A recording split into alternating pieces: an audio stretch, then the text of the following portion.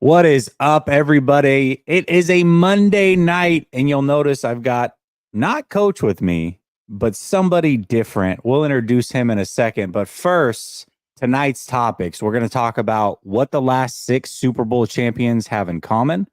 We're going to get you fully prepared for the draft and the way that it's gone at the picks that the 49ers have this upcoming draft. Plus, we have a few other topics as far as future proofing the San Francisco 49ers. How do we make sure that they remain good in 2025 and beyond? We're going to talk about all of those things plus more next.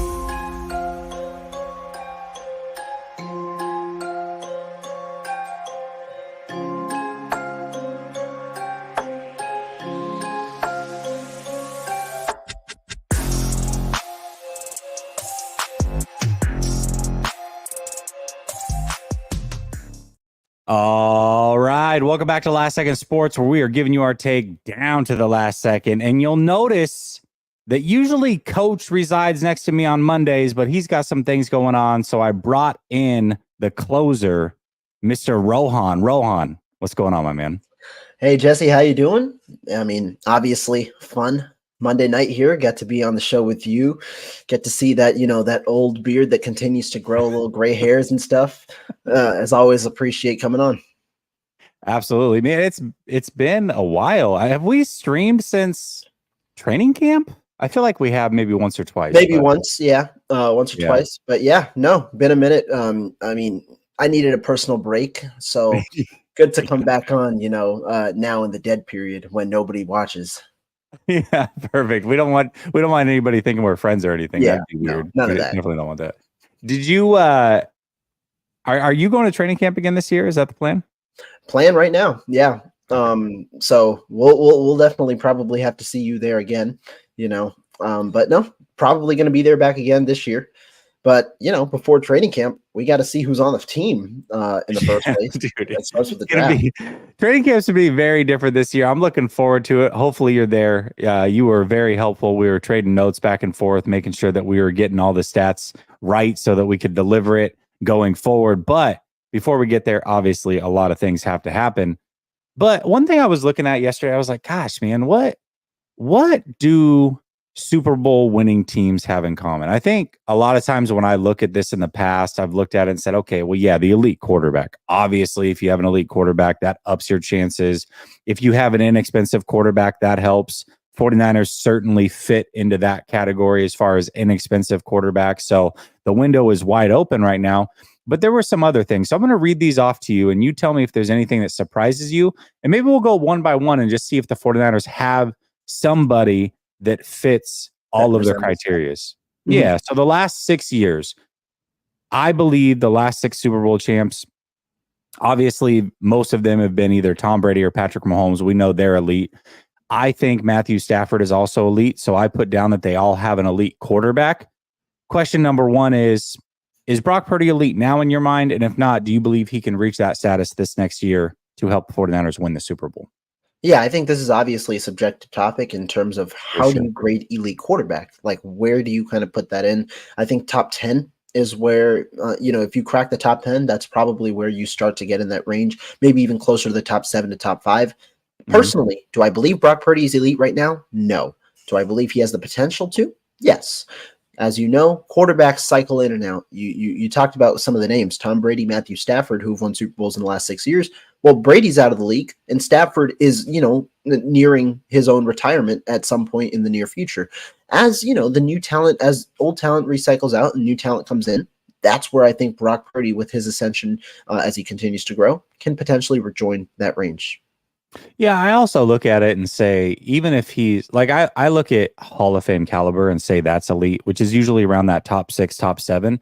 I don't put him there yet, but what I can say is if he's top 10 and as cheap as he is, I feel like that closes the gap. So even if 49ers, quote unquote, don't have an elite quarterback, because of the price and allowing them to build a team around him, I think he's close enough at his price to where you can say, yeah, it's elite enough. The two together makes it elite. And so you can win a Super Bowl with it. So, okay, I think we checked box number 1.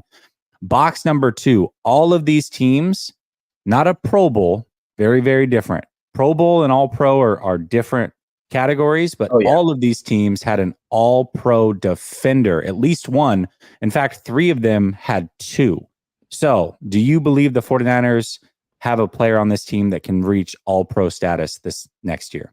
I think this is probably, if you're talking about arguments, this is their best argument to make the Super Bowl.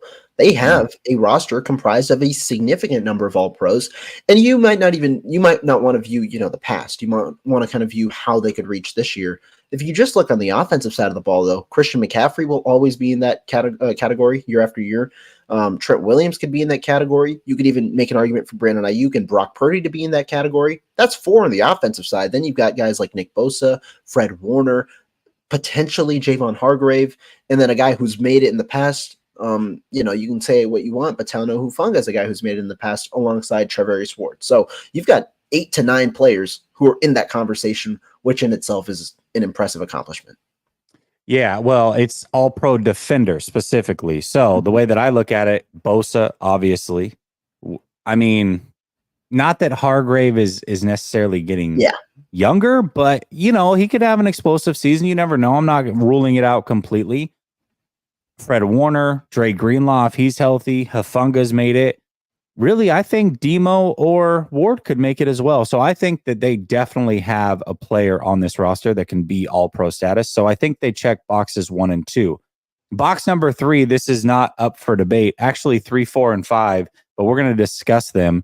Box number 3, each of them had a head coach that has previously lost a Super Bowl.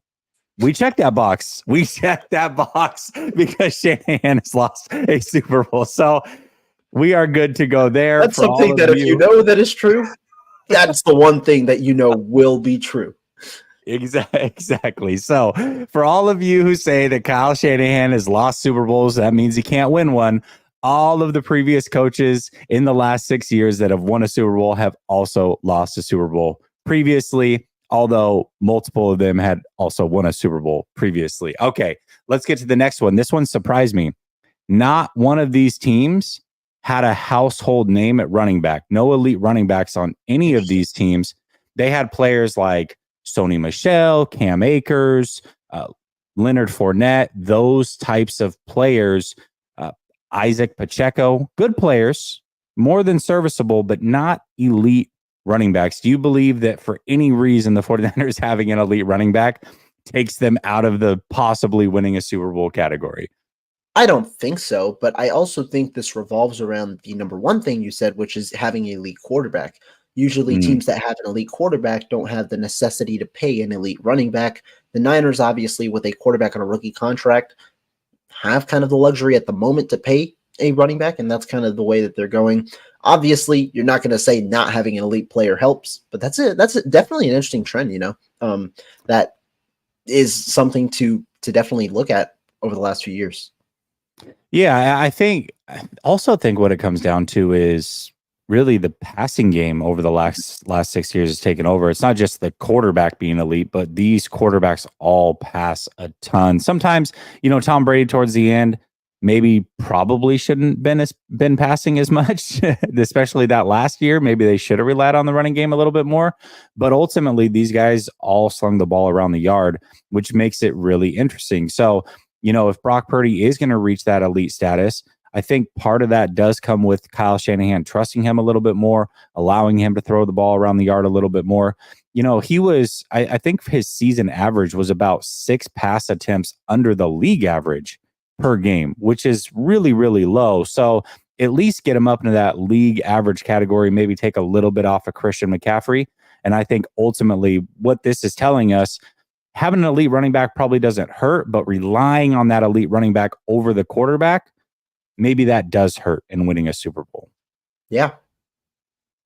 The last one is, oddly enough, none of these teams had an elite edge rusher. So same question with the running back. Do you believe having an elite edge rusher should take them out of this category? That's actually a really intriguing one. I hadn't thought about that one necessarily, but obviously having an elite player at the position doesn't hurt. But when you look at the complexion maybe of the last few winners, the Chiefs didn't have an elite edge rusher, but they had an elite D tackle. That was kind of the thing. And then they also had 2 good corners, right? So if you try and find where the heartbeat of their defense is, that's kind of the spot. The Chiefs had one obviously in the years that they've won it, which is three of the last 6 or so. And so that's something to know. I mean, when you look at the other teams, the Rams also had an elite D tackle with Aaron Donald. That's another player where you could kind of consider that. Tampa Bucks Bay had Vita Vea. They had Vita Vea. So maybe there's a different type of trend, when you consider it, but definitely something to note as well. Yeah, the Patriots were the one team that really didn't have anybody that I could look at. It was like Flowers, like, you know what I mean? Yeah, Who went to the Lions and was like out of the league a year later. Yeah, exactly. So basically what we're looking at, the 49ers, although they don't check all the boxes perfectly, they're in the wheelhouse. They're absolutely in the wheelhouse. And also that's the previous 6 years. If I expand that to 10 years, I'm sure that all those things don't hold true as well. Right. But it was just interesting to look at because, again, it's easy to say and really lazy to say, all right, an elite quarterback, you have a chance. Well, yes, but there's more to it. It's a team game. And those are the things, really the top three were the most interesting to me. It's like, okay, 49ers have the quarterback. They definitely have the defensive players that can go all pro. And then they have the head coach that's lost the Super Bowl. Like, check. They're good to go. So the 49ers absolutely could win a Super Bowl this next year based off of those. Okay, let's get into this upcoming season before we get into the draft, because these things are kind of going to parlay into the next topics. I've talked about this on the show. I believe I first brought it up last Monday, but the 49ers have 39 players that are unrestricted free agents in 2025 as of now. That includes Brandon Ayuk. The 49ers also tend to sign players late. So just because we're only hearing about Ayuk, but that doesn't mean that guys like Deommodore Lenoir or Travarius Ward or Banks or whoever are unrestricted free agents. Doesn't mean they're also not going to get signed at some point during this offseason. But if there are three guys, pick any three that you want to not let hit free agency, unrestricted free agency next offseason, what three players would you like that to be for the San Francisco 49ers? So first off, I think I would have to go with the cornerback, one that has been the 49ers made an investment with early on in the draft. That's Ambry Thomas. So Thomas has been a guy who, if you consider, I think he would be a guy who you extend. But no, being seriously thinking about it, I mean, the clear one right now is Brandon Ayuk. He's a guy who I believe would get extended this offseason. In the off chance that you expect you see him play on the 5th-year option, I don't think there's a chance San Francisco lets him leave. But ultimately, you expect that extension to happen at some point this offseason. To me, I think the most intriguing position, though, is corner. And for the other players at corner, Travarius Ward and Deommodore Lenoir. To me, it feels like you're going to be able to only extend one of those two players. It's hard to pay with the way the Niners have their situation, especially with the amount of money they attribute to the defensive line. It seems like it'll be tough to pay two top-tier contracts. I think the biggest question will be one. Where does Deommodore Lenoir fit? Do the Niners view him as a nickel or on the outside? How does Lenoir want to be paid? Does he want to be paid as a nickel or the outside? And the second question, which is more of a cap situation type of thing, is that Travarius Ward has a void year in 2025 where his dead cap charge is around $12 million. I think when the Niners went into this contract, they anticipated extending him one more time after giving him a 3-year deal. And so that's why, to me, I personally believe the more realistic commitment would be Travarius Ward and letting Deommodore Lenoir walk. But if you were to pick, you usually want the younger corner. Deommodore Lenoir is several years younger. You at least get more years of his prime. So I'm going to go with the realistic option right now. So I'm going to go with Brandon Ayuk, Travarius Ward. And if you were to pick a third guy, I think there are a lot of intriguing names. I mean, I brought up Lenoir. I'm going to bring up Jawan Jennings, Dre Greenlaw. I think that those are all guys that you can consider. Aaron Banks is also a part of the equation. I think out of everybody in the group that I just mentioned, I'd honestly go with Dre Greenlaw. I think he's going to come cheaper than you'd expect at linebacker after coming off this injury. I think he has the connection with Fred Warner, and I think that allows your defense to do a couple of intriguing things. What about you? Man, I actually, this is tough. Ayuk, we agree with. We completely agree with. Yeah. I have to, I think you're right that Travarius Ward is more realistic. But Diamador Lenore is younger and more Yeah. versatile as well. I mean, this is a guy that can play inside or he can play out. I think also he could potentially fit that star role that Staley likes to run, which is a unique role. It's a tough role to fill. You're kind of like hybrid safety, linebacker, corner. I know he's a little bit smaller, but the way that he hits, the way that he covers, I feel like he could fit that a little bit if need be. I would prefer to keep Lenore. Plus, I think if you sign him this offseason, especially, you're going to get him for a really, For really good cheaper. deal. Much like you did with Dre Greenlaw. Remember how they signed Dre Greenlaw quietly after a bad game against the Bears week 1 just 2 short years ago? That signing was phenomenal. And people were upset at the time, like, oh my gosh, they should have extended, it shouldn't have been Greenlaw. It should have been Aziz Al-Shaair, and a lot of frustration went into that. But ultimately, Dre Greenlaw getting extended for that price was an absolute steal, even though he's also coming off that injury. So I would say Diamador Lenore. And then just looking at the offensive line, I don't trust anything from the center over right now. Mm-hmm. Really, Trent Williams could retire after this next season. Like, that's not too far-fetched. If I lose Aaron Banks also, I'm rebuilding the whole offensive line on the fly. Now, depending on what they do in the draft, that could rectify some of it.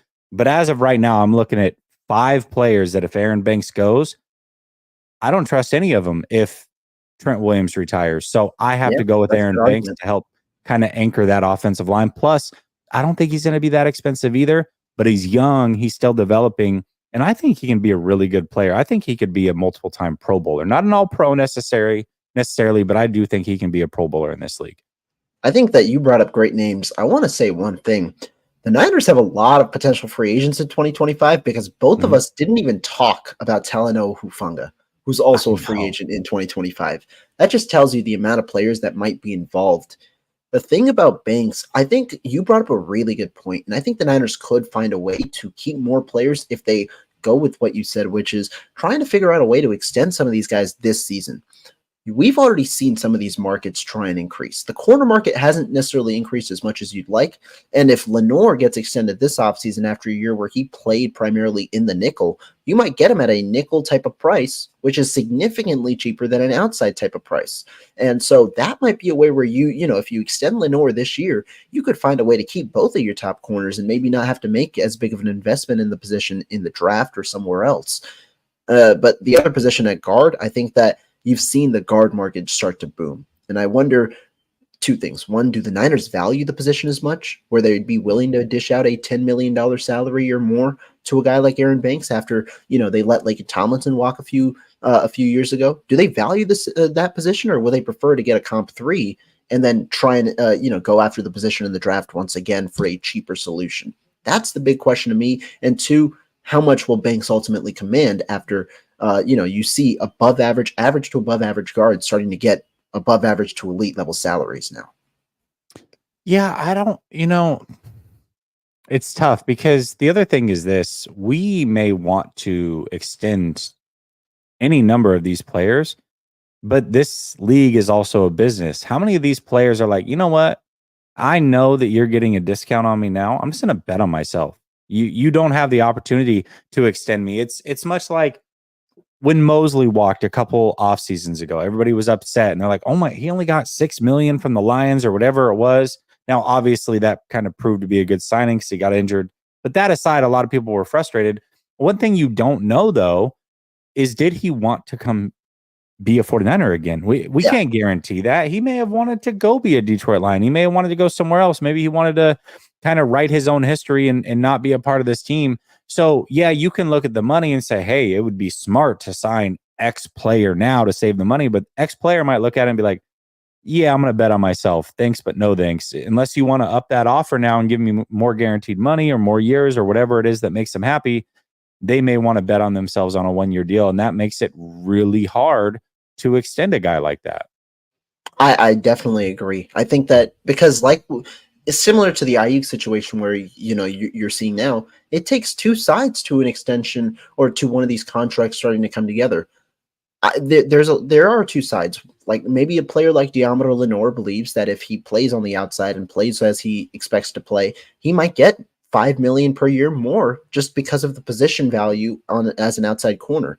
Obviously, there's financial things that come to it. Players obviously want guaranteed money as soon as possible. That's where extensions usually come into play. But I think that's a very good point that you bring up.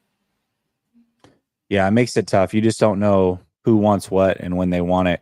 Well, now that we've brought up these unrestricted free agents, we kind of have to look at this draft and next year's draft as being super important, especially now that they're getting the first round picks back.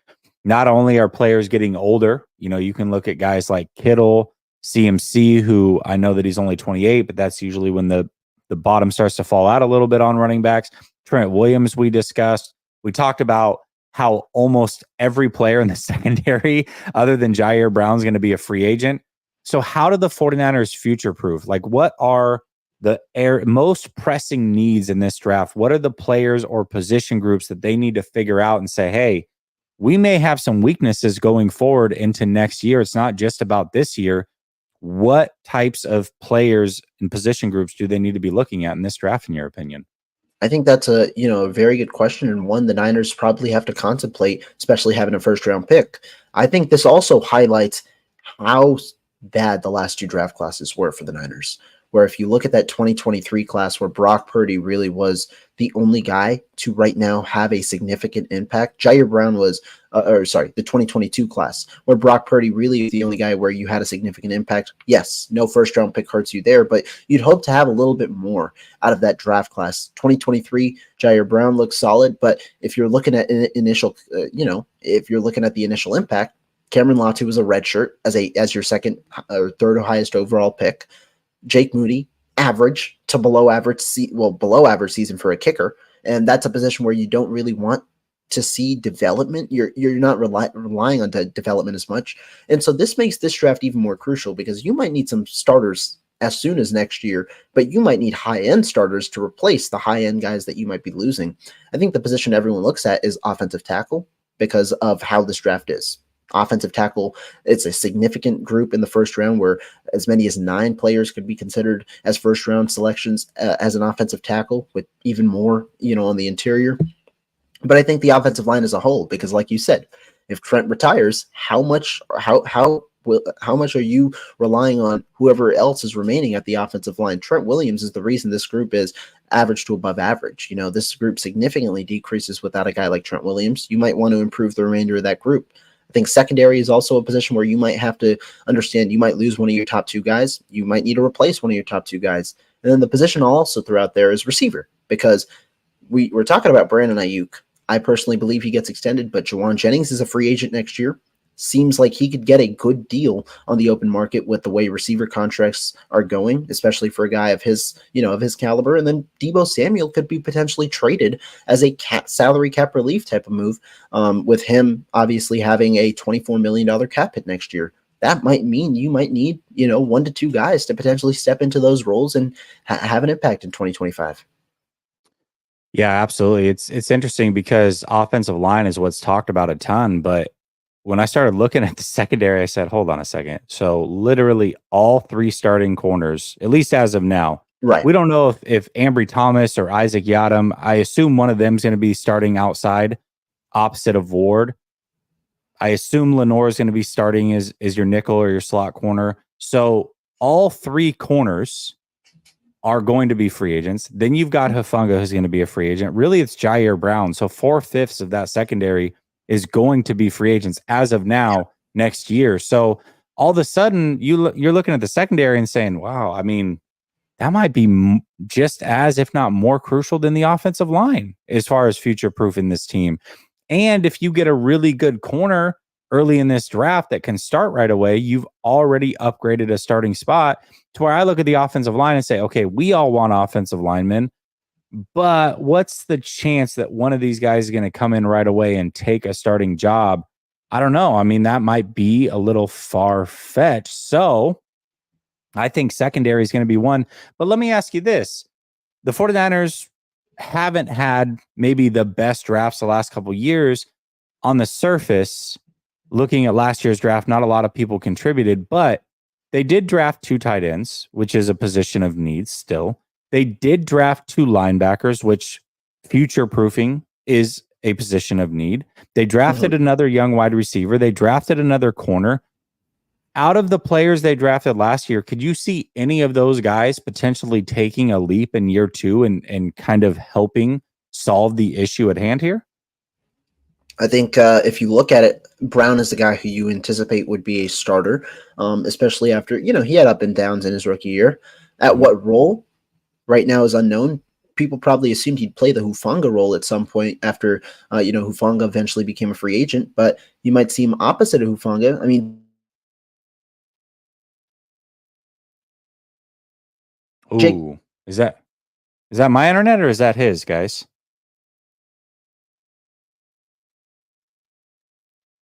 Moody,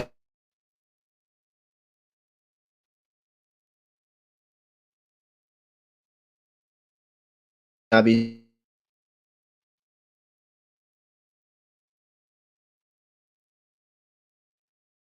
It's his? drafted a lot of.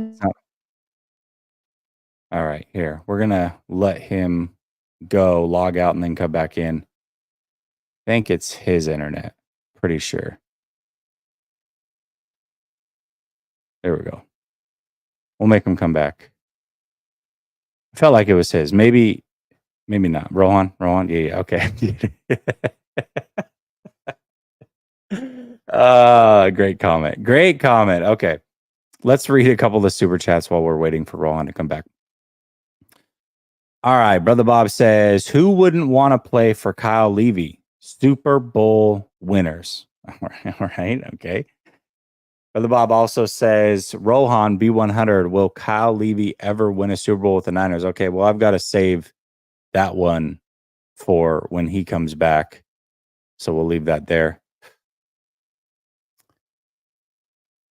What's good, TC? What's good? Okay. Well, while we're waiting for Rohan, I guess I'll give my answer. I do. I think that I don't want to completely write off Willis. I think that there's an opportunity that he could be maybe a tight end 2 in this league. I know that the 49ers tend to look for pass blocking tight ends or run blocking tight ends, just blocking tight ends in general to pair up with Kittle, but the end is near for Kittle. He's not going to be playing forever. They need to find somebody that can be a receiver as well. Preferably, you would get a guy that can do both like Kittle can. I'm not saying Willis is going to be amazing necessarily, but I think he can be decent in this league. I do think he can be a tight end number 2 in this league potentially.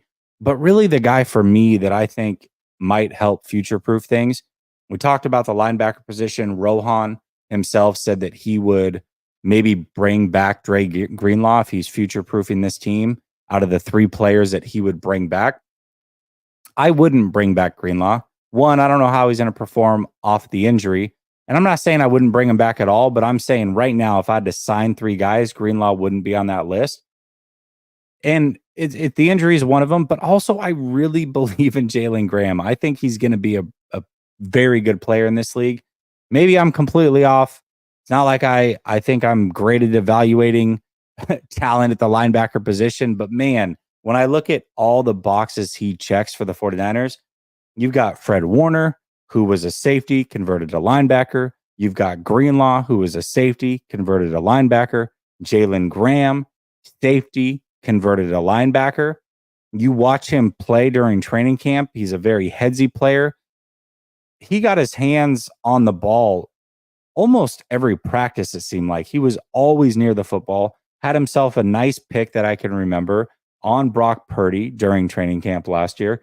And he did a great job in the one-on-one drills that are designed to make the offensive player be highlighted.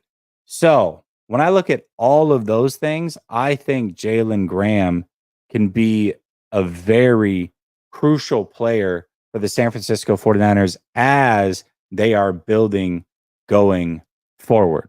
So that's who I was going to bring up as a player that is on this roster now that we could be future proofing the roster with. I think he's a player that can help them out and still be productive going forward that maybe hasn't been productive yet and alleviate some of the draft capital this year, maybe where they don't have to spend it on a linebacker because he can help fill that need. But make no mistake about it, the San Francisco 49ers have a lot of holes on this roster going forward with the 39 unrestricted free agents. Doesn't mean they can't bring some of these guys back, but it's going to be tough to bring back a majority of them just because of the salary cap situation. So hopefully a guy like Willis or Graham can kind of step up and help them future-proof this roster. All right, let's see if Rohan's back and ready to go. You good? Are we good? I can hear you. Are you good? You hear me? Yeah. I'm good. We're Okay. good. All right, perfect. That's what So happens when you're on the college Wi-Fi. So we're back. Yeah, there you go. Well, I was just saying that the player that I think can help the 49ers future-proof is Jalen Graham. You and I were very impressed with him in training camp last year. I know that I was watching more of the one-on-one drills than you were, but I remember him also picking off Brock Purdy in one of the practices. I thought he did great during the one-on-one drills. I think that he could be a future starter for the San Francisco 49ers at the linebacker position. Even if Dre Greenlaw walks, I really could see him stepping into that role potentially. So maybe it's more of a hope, but he's a guy that was a safety, converted to linebacker. We know that's something the 49ers have had success with in Fred Warner and Dre Greenlaw. Maybe he could be that next guy up. Do you see any hope for Jalen Graham, or do you think I'm just off my rocker and completely overhyping this guy? No, I think that you can definitely make the argument, right? If you talk about Jalen Graham initially pre-draft, everyone's talking about, 4.64 speed, maybe not the greatest, but you could see he moves well sideline to sideline. He's a guy who might potentially fill in that role. Maybe not a Mike linebacker in the future, but he's a guy who, you want as a second, third linebacker. He's a guy who could fit in that role. Obviously, we don't have much film. We have practice film. That's primarily it to evaluate these guys in the NFL. But I think that Jalen Graham could be that type of guy. D. Winters, he's a bit smaller. He's more faster. You might consider him more of a special teamer type of guy. But Jalen Graham, I think you can definitely see you're going to try and give both of those guys opportunities. If Greenlaw's not there during training camp, we'll see kind of if one of them can emerge for sure. Yeah, and Brother Bob had a question for you. I wanted to save it. He said, Rohan, B100, do you think Kyle Levy will ever win a Super Bowl with the 49ers? That's funny, because Grant actually asked this question the other day. I personally do believe that I do believe it'll happen. And this is me kind of sticking with the prediction that I made a season or two ago. Now, again, this is me also saying I did not believe the Niners would win a Super Bowl last year. A lot of people thought they were ultimately, that was going to be the hump. I also thought that could have been their best potential chance, but I didn't think that they were going to ultimately win the Super Bowl. Obviously, that didn't happen. But I think I'd be, remiss to not say that they also have as good of an opportunity this year. If you look at the NFC, it's pretty clear the Niners are probably the favorites in the NFC again. I think that, with the amount of chances they should get, one should at least break where they ultimately win a Super Bowl. Do you think it's on the surface, is it going to be tougher to win this year than it was last year? I mean, it's easy to say knowing how far they made it last year, but just looking at the teams that were in the NFC last year, maybe the Chiefs were down more than what they had been in previous years. Do you think it's going to be harder this year as far as the teams they're going to have to go through? Absolutely. I do think it'll be harder. Now, again, when you consider harder, you also have to consider that the Niners still have as good of a roster as they had, and they can beat tougher teams. But the reason I thought last year was their best chance is because when you look at their primary opponent, Kansas City was at its worst last year. They were revamping, retooling that roster. Not really. Rashee Rice, a rookie, was their number one receiver. You had Kelsey coming off a bit of a down. You're going into a bit of a down year. You had probably the best infrastructure to beat that type of team.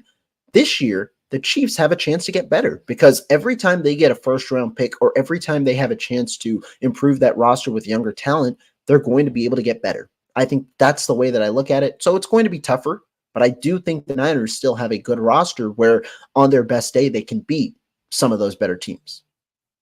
Yeah, absolutely. I mean, the AFC Texans are going to be tough, but same thing as last year. They only have to beat one AFC team in the playoffs. The NFC is what they have to get through. They should still be the favorite, although I think the Lions have definitely improved this offseason, at least on paper. I think the Packers have improved on paper. Everybody talks about the running back swap, but really they got one of the better safeties in the league added in to that Xavier roster. McKinney. That was Yeah. massive. You look at the offensive linemen they lost, everybody's like, oh, those are big names. Yes, they're big names, but they really didn't play for them last year at all. I mean, they were out all year. So it's not like they lost anything there. They lost the name, but those guys weren't contributing anyway. So I think the Packers have gotten better. Packers tend to also draft pretty well. So we'll And the see. biggest I thing is mean, that a young roster, you expect them to all develop and improve. That's yeah, the case with good their point. quarterback and receivers. Yeah. Good point. Very, very good point. Okay, well, we don't know how these teams are going to draft, but what we can do is we can kind of look at recent history. We're going to look at the history of each draft pick through the first 3 rounds that the 49ers have. I believe it's 31, 63, and 94. And we're going to look at the players picked at those spots and see if there's any hope for getting good players here in this upcoming draft, guys that can contribute right away at the very least. So hopefully everybody can see this. So at pick 31, these are the players that have been selected in the Shanahan era. Obviously, the 49ers had one of these picks. We remember Reuben Foster. That didn't go well. Sony Michel was a nice player for the Patriots, won a Super Bowl. We just talked about that a little bit earlier, how he was the running back on one of the Super Bowl teams. So he was a good player for the Patriots, but recently retired, I believe, as well. Was never special, but a good player. Caleb McGarry, I think is probably the best player on this list as far as production goes. Very good offensive lineman for the Falcons. Not elite by any means, but beyond a serviceable. I mean, he's solid enough. He's solid. Okay, there we go. He's better than Colton McKivitz, would you say? I would say he's better than Colton McKivitz. Yeah. I mean, the name that obviously is going to stand out for me is my boy Reuben Foster. That was probably the Niners' best pick at number 31 in recent history. Yeah, great. Nice. But what else stands out to you on this list? Any surprises? Just anything that you're looking at saying, okay, this is a trend I'm seeing. What do you think about the overall players at draft pick 31 in the last 7 years or so? Yeah. I think you see a bit of a trend, as the years go along. You look at Sony Michel, your teams rarely now draft a running back in the first round. You don't expect the Niners or a team in general to probably draft one in this class with a weaker running back class. Caleb McGarry was an offensive tackle. Usually that's kind of in a stronger offensive tackle range. That could be similar to the 2024 class where there's a significant amount of offensive tackle talent. But then after that, defense. There's 4 defensive players, 2 defensive ends, and 2 secondary players, So if you're looking, those are kind of the positions where you might expect specifically in this draft for the Niners to go, because defensive end, if someone falls at 31, the Niners are a team who usually like to take those type of players. You could consider that. Secondary, that's going to be a big need in 2025. You're probably losing at least 1, maybe even 2 of the top 3 players that are going to be free agents. And then, you can consider offensive tackle as well, where the Niners also might look to consider that position given how deep it is in the first round of this class as well. Yeah, looking at the talent here, a little bit disappointing, right? Because we're looking at 31 like, yeah, we finally got a first round pick back. It's like, oh, but it's pick 31, at least recent history. I mean, you can get some guys, right? Caleb McGarry, I do think, is the best player on this board. Yeah. I think he's an above average offensive lineman. He's not special by any means, but he's a good player. And if the 49ers got a Caleb McGarry type of player, I wouldn't be that mad at it. Actually, I think he would be just fine. Gladney has been a starter for the Vikings. Not special by any means, but he has been starting in this league. Adafi Owe, he's a guy who's been a spot starter. Decent sacks for the Baltimore Ravens in spot duty. Dax Hill, starter for Cincinnati this year. Decent, but it's still early.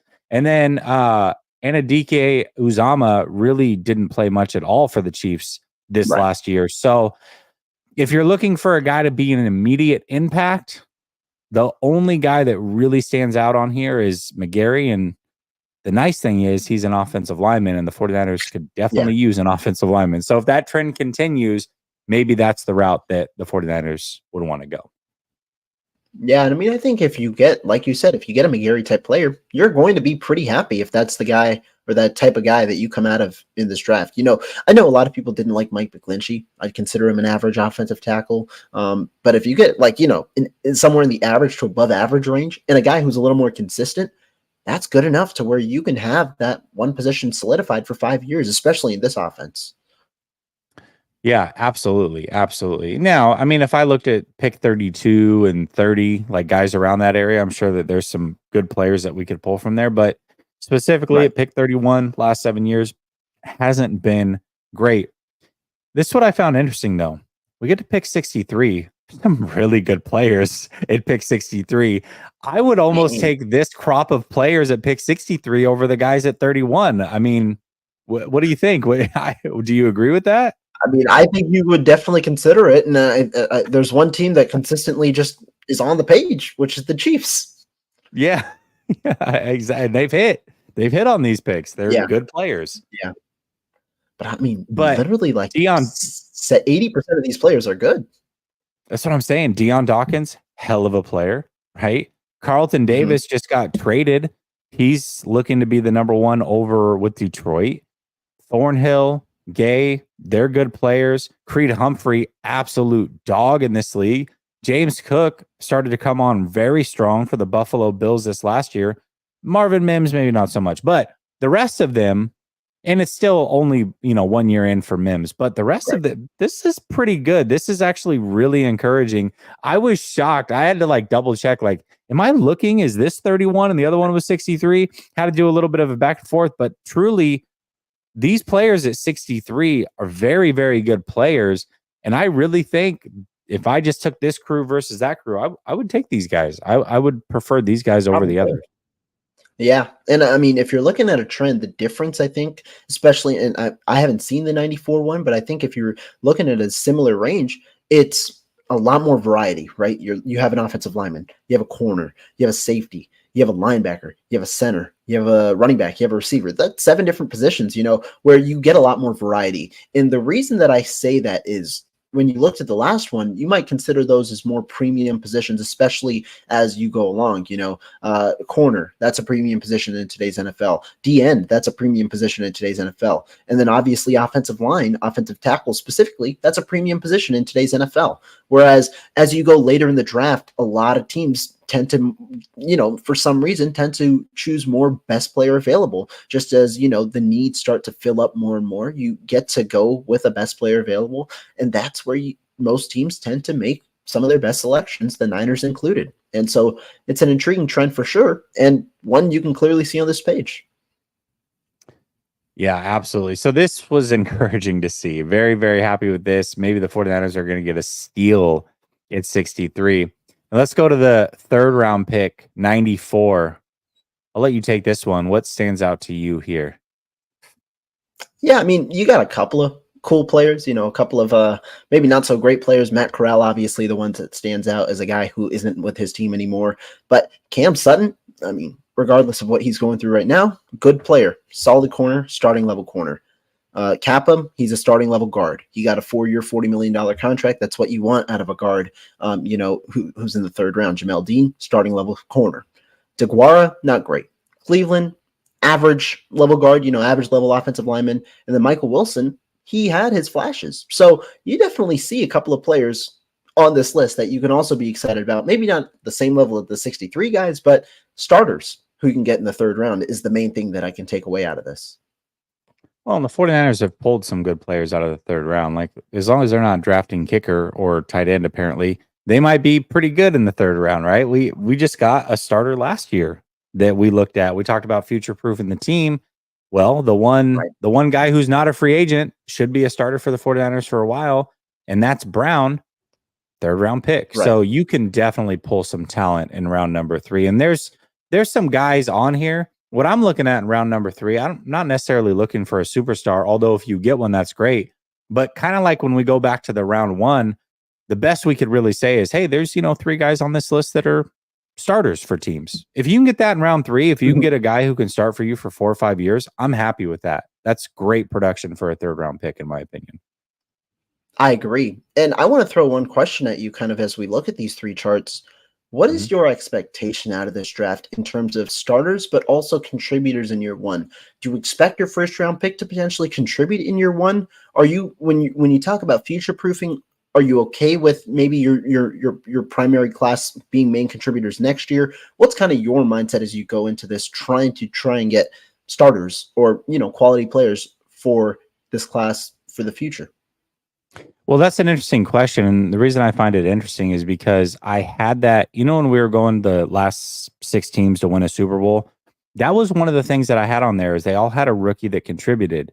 But when I went through to second check it, the one team that didn't fit that criteria was the Rams. Now remember the Rams, they were F them picks for a while. So they had some good players that were like year two players, like three guys that started that were previous draft picks Mhm. from the year prior, but nobody that was a rookie contributor. But if you look at the Chiefs, consistently bringing in guys that are rookie contributors.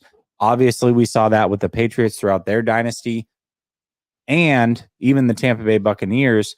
They drafted Tristan Wirfs that year, so they all Right. had rookies that were contributors. And so, yeah, I would expect maybe it's not even the round one guy, but hopefully in the first three rounds they can get a guy that will contribute in a big way this year. And really, we look at the 49ers last year. They did have that guy last year, and it was Brown. And if they had won a Super Bowl, we Mhm. could then add them to that list of, hey, you had a rookie that contributed. I would expect with a first round pick again that in the first three rounds, they get a guy who does contribute in a big way at some point this season, whether through injury or just as an outright starter coming out of training camp. I would expect that. What about you?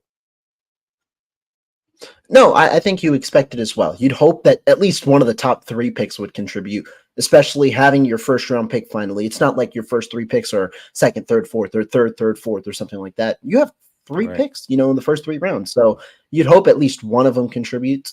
You can have a plan for 2025 where you might maybe with one of those picks select a developmental guy, but I think you do want a contributor at least one in the top three rounds for this upcoming year. Yeah, most certainly. Let me get this overlay back on. Let's read the super chat real quick.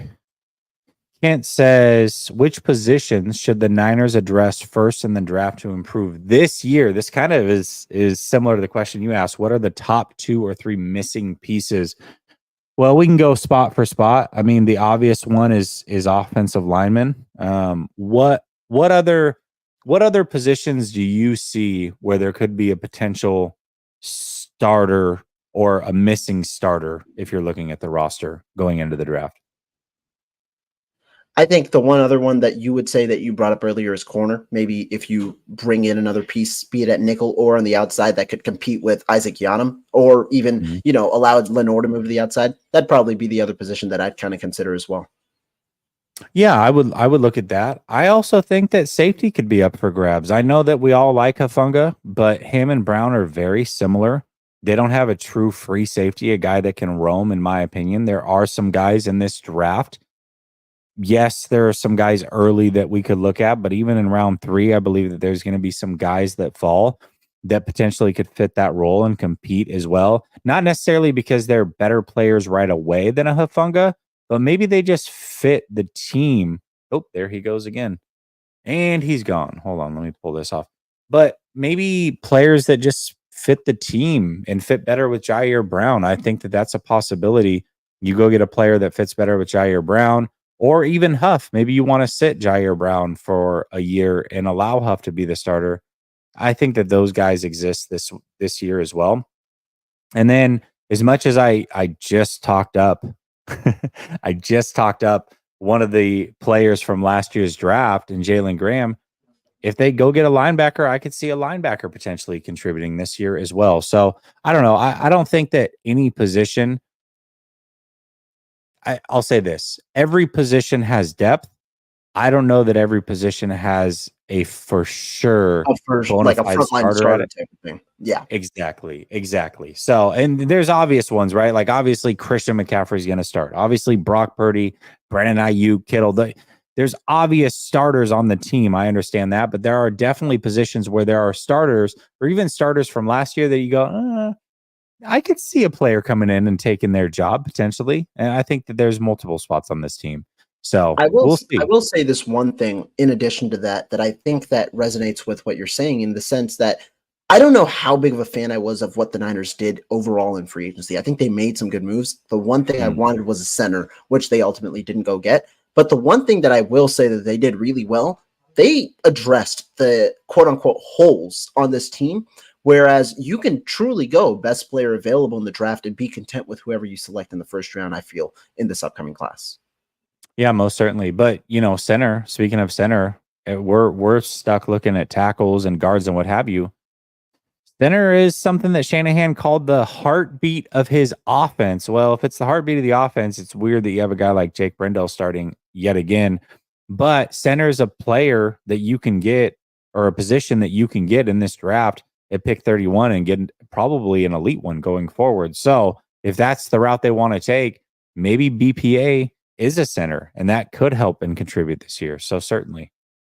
And especially if you can get a guy who they like, one of those guard center versatile type of guys that usually they try and go for, maybe a Duke Graham Barton. I think that, they'd probably be pretty happy with that type of idea.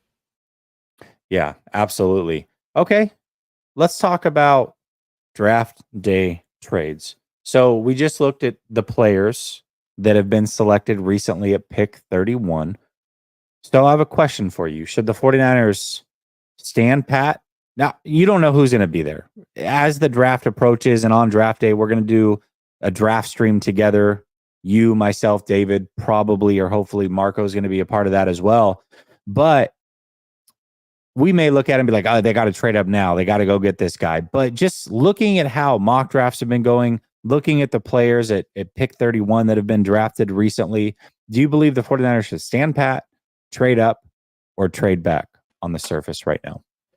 At the combine, because I was able to go, I was pretty steadfast with my opinion. If the 49ers specifically wanted one of the top offensive tackles that were going to be worthy of a first round pick, it was my belief that they would need to trade up. Mm. I think my opinion on that has lightened a little bit, but also due to the fact that I don't think offensive tackle is the only position that you should feel that you need to take at 31. I think with the idea where you can go best player available, it opens your eyes to other possibilities, maybe, decreases the need for a trade up. With that said, though, I do believe the Niners have enough arsenal or enough, in their arsenal to execute a trade up. If you talk about their draft picks, they've got three fourth-round draft picks at 124, 132, and 135 that they could use to execute in a trade up. You've seen a couple of these trades where you might go up from 31 to maybe 25, 26 with a fourth round pick. The Niners have that in this class especially, and there are some teams in the first round where you look at it and you can see that they might want capital in the day 3 selections where they don't have it as much. And so I could very well see a trade up. The one thing I've warmed up to a little more nowadays is a trade down, though, as well, because the Mm. Niners are at 31. That's a premium position for teams looking to trade up into the first round to get that fifth-year option. Could be for a quarterback, could be for a premium position where you want that fifth-year option. The Niners don't necessarily always need that. It depends on the player, and you also might get a premium for that certain selection. So I think that that's something that the Niners could also entertain if they feel that there's a number of players on their board they'd be comfortable with taking. Yeah, I'm just looking at, and obviously draft day things can completely change, but I don't like standing put right now. That's not, that would definitely be number 3 on my list. Trading up would be awesome, but I love trading back as well because what I think that allows them to do is get more capital. And I don't necessarily think that if they pick up another draft pick that they should draft 12 guys this year. But what that does allow them to do, if they go back 5, 6 spots, you can still get a very good player. But that allows them to be aggressive with maybe pick 94 to move back up into the second round. Maybe in round 3 they decide, or I mean, not pick 94, but 63 to move up further into the second round and package some of those picks. 94 if they want to move up there further, or even take one of those fourth round picks and package it with other things and move back up into the late third round as well. I think that gives them flexibility to be aggressive and go get a guy they really, really want later in the draft as well, whether that's round 2, 3, or 4, however they see fit. So that's what I like about trading back is just gaining assets and allowing yourself to be fluid throughout the draft and say, okay, now we have enough assets where we could trade up 1, maybe even 2 more times and go get guys that we're targeting later on in this draft, because everybody has different sleepers. Everybody has different positions of need. But when you look at it, it's like really even the first round doesn't ever go the way that you expect it to go. But as the draft goes, I know that there's been a million times, man, that McDonald's internet is killing him today. But I know that there's been a million times where it seems like, man, this player's available. You got to go get him now. And then your favorite team passes on him, in our case, the 49ers. But I've seen it with other content creators and the drafts that they've had as well, where you get frustrated that a player gets passed on, but ultimately your favorite team is looking at a different player. And that allows the 49ers to be flexible, go and get a guy that they want, they prefer, and fill out the rest of their roster. So that's what I would like about a trade back, is it just gives them that flexibility as the draft goes on to trade back up as they see fit. All right, let me make sure I didn't miss anything. I see you guys. They're killing you for your Wi-Fi. This is funny. All right, more bacon. Nice. You guys are great. All right, Rohan is there. Oh, there he goes again. He's out. All right, y'all, listen. We made it through the show. At least I made it through the show. Last man standing style. Thank you for Rohan for joining me tonight. I know that people are over on his channel watching. Sorry if you tuned in to see Rohan, you saw more of me, unfortunately. But for the rest of you, I will be back tomorrow with Sunil. And until tomorrow, peace.